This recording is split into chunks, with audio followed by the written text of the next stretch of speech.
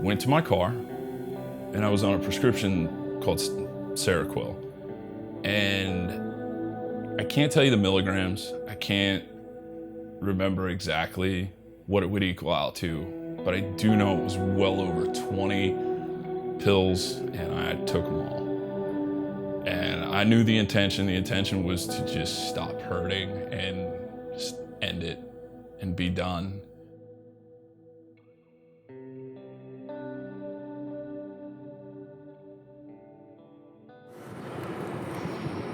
I grew up in Plain City, Ohio, a little small town just west of Dublin.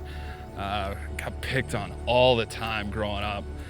People make fun of my head or just about anything they could pick on. So I decided that, and I started lifting when I was like 13 because I didn't want to be perceived as weak anymore. I started looking for my identity in like their acceptance. Whether it was, hey, the popular kid likes me, or hey, this guy plays football. So I didn't really put my identity in overall being a good person. It was more or less like, all right, you know, I get to go over to the cool kid's house, or I get to, you know, I'm starting both ways in football, or it just really kind of took a bad turn. Popularity was important because it was all about, like, in school, like who you're hanging out with. So it was like, oh, I had to hang out with the popular kid, and I started not being myself. I started being the obnoxious kid that got into drinking and just being crazy because it got laughs, rather than being my genuine self because I was afraid they wouldn't like it anyway. And it kind of went into wrestling because late 90s, Stone Cold, The Rock, all those guys were huge. So it was like, man, I want to be a wrestler.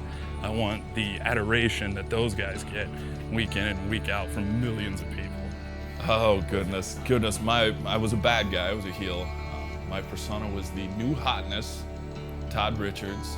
The new hotness part came from Men in Black 2. You know, old and busted, new hotness. These are always fun to kind of bring out and relive the old fun times of wrestling. To the end, the new hotness, Todd Richards. At 23, my wrestling career ended after about 4 or 5 years in there because my son Ethan was going to be born 2 months after my last match. So I was like, I better grow up and get my education and be a dad. There's Ethan.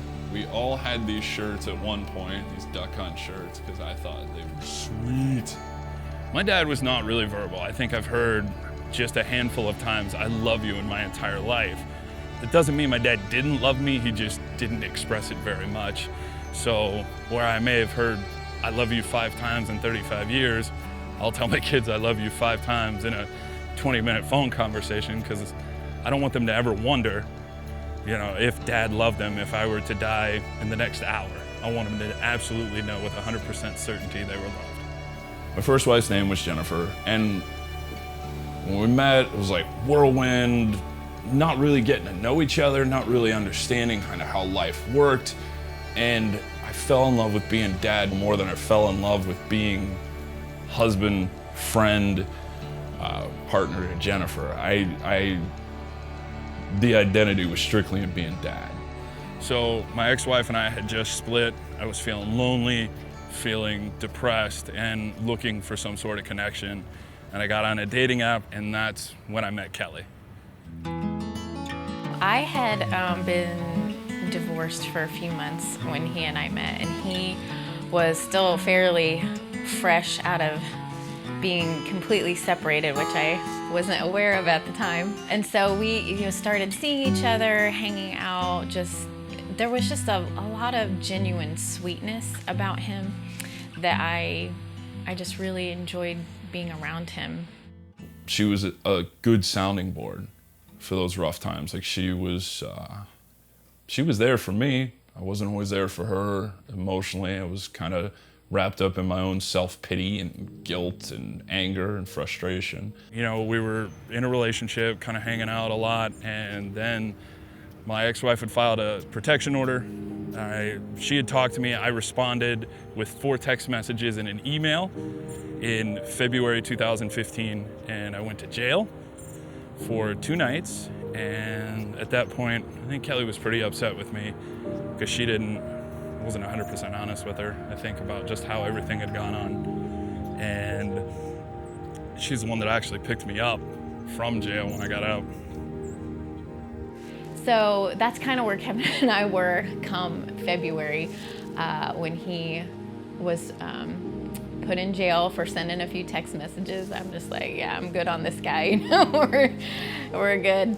But then a few weeks later, I just started a new job and was feeling a little ill, and kind of started to come to the realization that there might be a situation.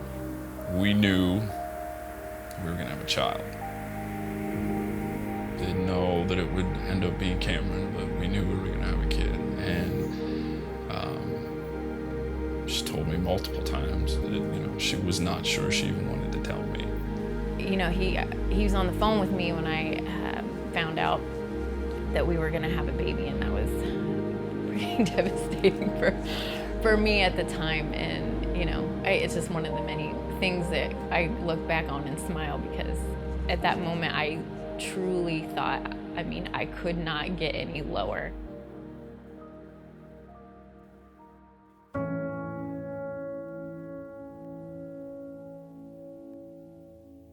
The next 6 to 8 weeks were not good for our relationship, and I ended up moving back in with my parents for a little bit. And come to April of 2015, I was at a baseball game watching my oldest son Cole play, and my youngest son Ethan looks at me and he's like, "Dad, when do we get to visit again? Like, what's going on?" And I looked at my parents and I was like, "Well, guys, what's the deal? Like, you guys kind of run this." And my mom looks at me and she's like, "You need to find somewhere else to live." Kelly and I's relationship wasn't good. Now my parents are telling me I don't have a place to live, and they're the only way I get to see my kids. I don't know what to do. Everything was gone at this point. I didn't have the person that was there for me for the last 7, 8 months. I didn't have my parents. I didn't have my children. And I went to my car, and I was on a prescription called Seroquel. And I can't tell you the milligrams. I can't remember exactly what it would equal out to, but I do know it was well over 20 pills, and I took them all. And I knew the intention. The intention was to just stop hurting and just end it and be done. I took them, and then I even walked back and sat with Ethan. And I stood up and just felt like a Mack truck hit me. And I can't remember too terribly much, but I remember Ethan did walk me to the ambulance. And I remember getting in the ambulance, and the guy's talking, "Where do you want to go?" I said, "Riverside." And it was kind of like Inception. I was kind of in and out of like different realities and where I was, and not really understanding what was going on and what was real. But the one thing I do remember is, even though Kelly and I and our relationship wasn't in a good place, I woke up and I looked over, and like, she's the one sitting there. She's the one making sure I'm okay. She's the one there for me when she didn't have to be. I had prayed for the ability to love him better, and I was given that as a gift, to stop seeing him as the person who can make me happy and just start seeing him the way God saw him. And that's what I was praying for, was to see him how God saw him. Because they ran all sorts of tests to see like if I had tried to commit suicide, and nothing came up. There was no spike in any kind of drug results that would have said anything other than like an anxiety attack.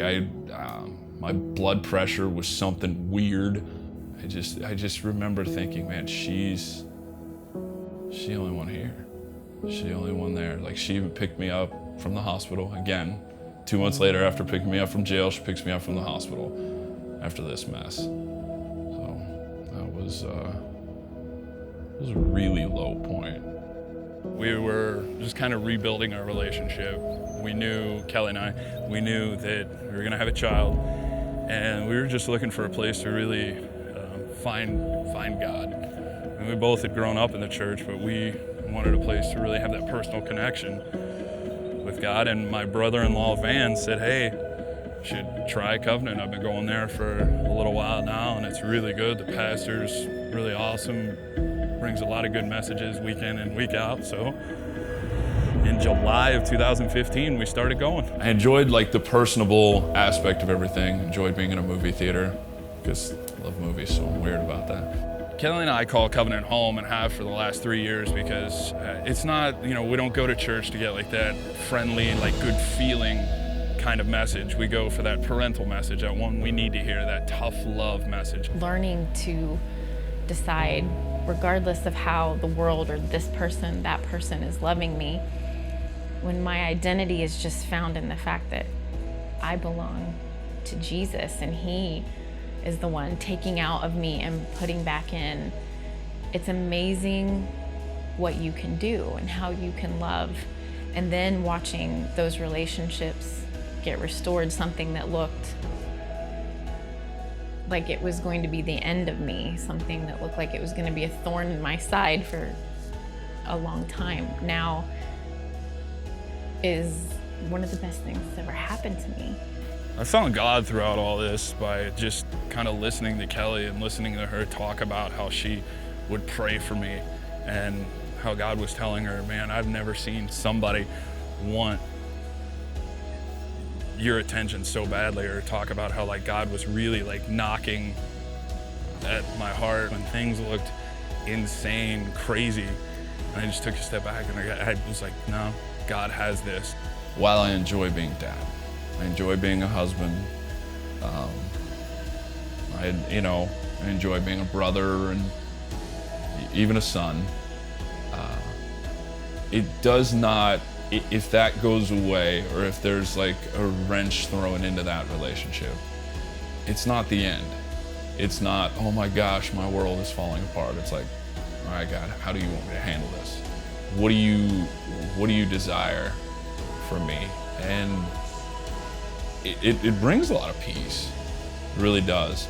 There's like a contentment, just this peace that just kind of sits right here now, instead of like this anger that used to just ball up and explode. And I've got to put that faith that God will take care of this instead of trying to handle all these things on my own.